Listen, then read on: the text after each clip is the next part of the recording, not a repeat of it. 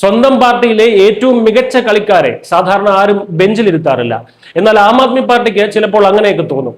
Million കണക്കിന് ഫോളോവേഴ്സുമായി യുവാക്കൾക്കിടയിൽ വലിയ സ്വാധീനമുള്ള രാജ്യസഭയിലെ തങ്ങളുടെ ഡെപ്യൂട്ടി ലീഡർ സ്ഥാനത്ത് നിന്ന് യുവ നേതാവ് രാഘവ് ഛദ്ദയെ ആം ആദ്മി പാർട്ടി നീക്കിയതിന് പിന്നാലെ ഡൽഹി രാഷ്ട്രീയത്തിൽ അഭ്യൂഹങ്ങളുടെ പെരുമഴയാണ്. രാഘവ് ഛദ്ദ BJP-യിലേക്ക് പോകുമോ എന്ന ചോദ്യമാണ് ഇപ്പോൾ തലസ്ഥാനത്ത് മുഴങ്ങിക്കേൾക്കുന്നത്.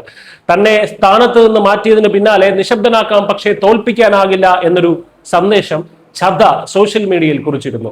ഈ ഒളിയമ്പ് സ്വന്തം പാർട്ടിക്കുള്ളതാണെന്ന് വ്യക്തമായതോടെ BJP നേതാക്കൾ വലയുമായി രംഗത്തെത്തിയിരിക്കുകയാണ്. ഡൽഹി BJP അധ്യക്ഷൻ വീരേന്ദ്ര സച്ദേവയും BJP MP രാംവീർ സിംഗ് ബിദൂരിയും ഛദ്ദയെ പരസ്യമായി പ്രശംസിച്ച് രംഗത്ത് വന്നു. അരവിന്ദ് കെജ്രിവാൾ ആളുകളെ ഉപയോഗിച്ചതിന് ശേഷം വലിച്ചെറിയുകയാണെന്നും മറ്റുള്ളവരുടെ കഴിവ് കാണുമ്പോൾ അദ്ദേഹത്തിന് ഭയമാണെന്നുമാണ് വീരേന്ദ്ര സച്ദേവ പരിഹസിച്ചത്. BJP-യുടെ ഈ സ്നേഹപ്രകടനം കണ്ടതോടെ പ്രതിരോധവുമായി അദീഷി ഉൾപ്പെടെയുള്ള ആം ആദ്മി നേതാക്കൾ രംഗത്തെത്തിയിട്ടുണ്ട്. ഭീഷണികളിലൂടെയും പ്രലോഭനങ്ങളിലൂടെയും പ്രതിപക്ഷ നേതാക്കളെ ചാക്കിട്ട് പിടിക്കുന്ന BJP-യുടെ തന്ത്രമാണ് ഇതിന് പിന്നിലെന്നാണ് അദീഷയുടെ ആരോപണം. എന്നാൽ ആം ആദ്മി പാർട്ടിക്കുള്ളിലെ ചില വിഭാഗീയതകളാണ് ഈ പുറത്താക്കലിന് പിന്നിലെ യഥാർത്ഥ കാരണമെന്നാണ് പറയപ്പെടുന്നത്. കെജ്രിവാൾ അറസ്റ്റിലാകുന്ന സമയത്ത് കണ്ണിന്റെ ശസ്ത്രക്രിയയ്ക്കായി വിദേശത്തായിരുന്ന ഛദ്ദ പ്രതിഷേധങ്ങളിൽ പങ്കെടുത്തിരുന്നില്ല. പിന്നീട് ജയിൽ മോചിതനായ ശേഷം കെജ്രിവാൾ ജന്തർ മന്ദറിൽ നടത്തിയ ആദ്യ പൊതുസമ്മേളനത്തിൽ നിന്നും അദ്ദേഹം വിട്ടുനിന്നു. കൂടാതെ പാർലമെന്റിൽ തൊഴിലില്ലായ്മയും LPG ക്ഷാമവും പോലുള്ള സീരിയസ് വിഷയങ്ങൾ ചർച്ച ചെയ്യുമ്പോൾ ഛദ്ദ ഫ്രൂട്ട് ജ്യൂസിനെയും ഡാറ്റ പാക്കിനെയും കുറിച്ച് സംസാരിക്കുന്നു എന്ന വിമർശനവും മുതിർന്ന നേതാക്കൾക്ക് അദ്ദേഹത്തോടുണ്ടായിരുന്നു. ഈ അസൂയയും ഭിന്നതയുമാണ് ഛദ്ദയ്ക്ക് ഇപ്പോൾ വിനയായി മാറിയിരിക്കുന്നത്. എന്നാൽ സാധാരണക്കാരെ സംബന്ധിച്ചിടത്തോളം ഛദ്ദ പാർലമെന്റിൽ ഉന്നയിച്ച വിഷയങ്ങൾ അവരുടെ നിത്യജീവിതത്തെ ബാധിക്കുന്നവയായിരുന്നു. എയർപോർട്ടുകളിലെ കൊള്ളവില ചൂണ്ടിക്കാണിച്ച് അദ്ദേഹം നടത്തിയ ഇടപെടലിനൊടുവിലാണ് തിരുവനന്തപുരം ഉൾപ്പെടെയുള്ള വിമാനത്താവളങ്ങളിൽ 10 രൂപയ്ക്ക് ചായ കിട്ടുന്ന ഉഡാൻ യാത്രാ കഫേകൾ കേന്ദ്ര സർക്കാർ ആരംഭിച്ചത്. അത് ശ്രദ്ധേയമായിട്ടുള്ള ഒരു കാര്യമാണ്.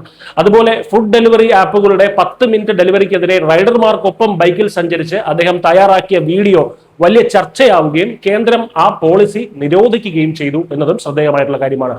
ഇതിനു പുറമെ ഉപയോഗിക്കാത്ത മൊബൈൽ ഡാറ്റ അടുത്ത ദിവസത്തേക്ക് ക്യാരി ഓവർ ചെയ്യാനുള്ള അവകാശം, ടോൾ ഗേറ്റുകളിൽ 5 മിനിറ്റിലധികം ബ്ലോക്ക് ഉണ്ടായാൽ വാഹനങ്ങൾ ഫ്രീ ആയി കടത്തിവിടണമെന്ന ആവശ്യം, മിനിമം ബാലൻസ് ഇല്ലാത്തതിന് ബാങ്കുകൾ പിഴ ഈടാക്കുന്നത്, പഴച്ചാർ എന്ന പേരിൽ പഞ്ചസാര വെള്ളം വിൽക്കുന്നതിനെതിരെയുള്ള ക്യാമ്പയിൻ തുടങ്ങി സാധാരണക്കാരന്റെ പ്രശ്നങ്ങളാണ് ഛദ്ദ എന്നും ഉയർത്തിപ്പിടിച്ചിട്ടുള്ളത്.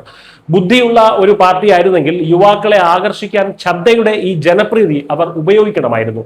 എന്നാൽ സാധാരണക്കാരുടെ പ്രശ്നങ്ങൾ സംസാരിക്കുന്ന ഒരു യുവ നേതാവിനെ സ്വന്തം പാർട്ടി തന്നെ നിശബ്ദനാക്കി മൂലക്കിരുത്താൻ ശ്രമിക്കുമ്പോൾ അത് BJP-ക്ക് വീണ് കിട്ടിയ വലിയൊരു രാഷ്ട്രീയ ആയുധമാകുകയാണ്.